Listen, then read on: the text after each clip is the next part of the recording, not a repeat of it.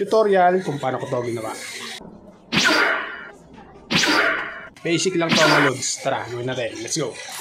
Simpleng aktingan lang ang ginawa ko dito mga lods. Pagpalit-palit lang po tayo ng pwesto. Kapag meron na po kayo niyan, mag-umpisa po tayo doon sa nakaupo pa yung ating karakter. Then itap po natin yan para ma-highlights. Tapos po, stay lang po natin dyan yung puting guhit na yan o yung playhead. Saka po natin piliin yung split. Then abante po tayo. Kapag nagpalit na ng posisyon yung ating karakter, mag-split po ulit tayo dyan. Then yung nasa gitna, hindi na po natin kailangan, delete na po natin. Abante po ulit tayo. Yung bago po lumipat yung ating karakter ng pwesto, tigil po ulit tayo dyan, tapos mag-split po ulit tayo dyan.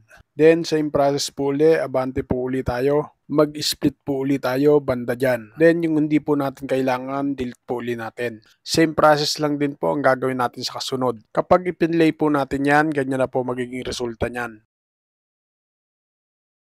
Kapag goods na po tayo dyan, maglagay naman po tayo ng effect. Dito sa part na to, tigil po tayo dyan, tapos saka po natin piliin yung effect sa baba. Then, piliin po natin yung body effect. Then, punta po tayo sa clone. Tap po natin yung clone.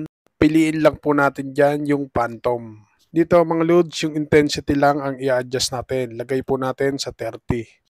Kapag goods na, i-hold lang po natin yung pinakadulo niyan, tapos paigsiin po natin. Make sure lang mga loads na nasa gitna yung ating pinag-splitan. Kung goods na, tap po natin yung arrow sa gilid. Then, body effect po uli. Dapat po nasa clone pa rin po uli tayo. Then, search na lang po natin yung apparent one.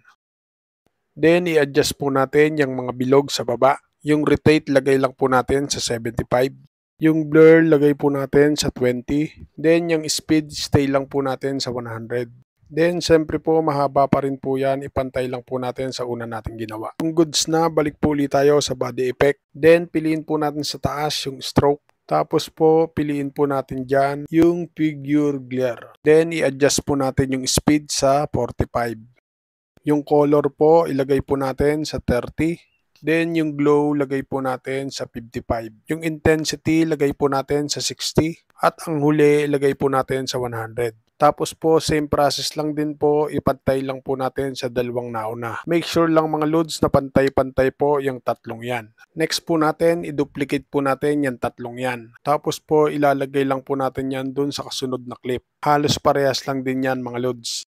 Pag goods na, i-play po natin. Ganyan na po magiging resulta niyan mga loads.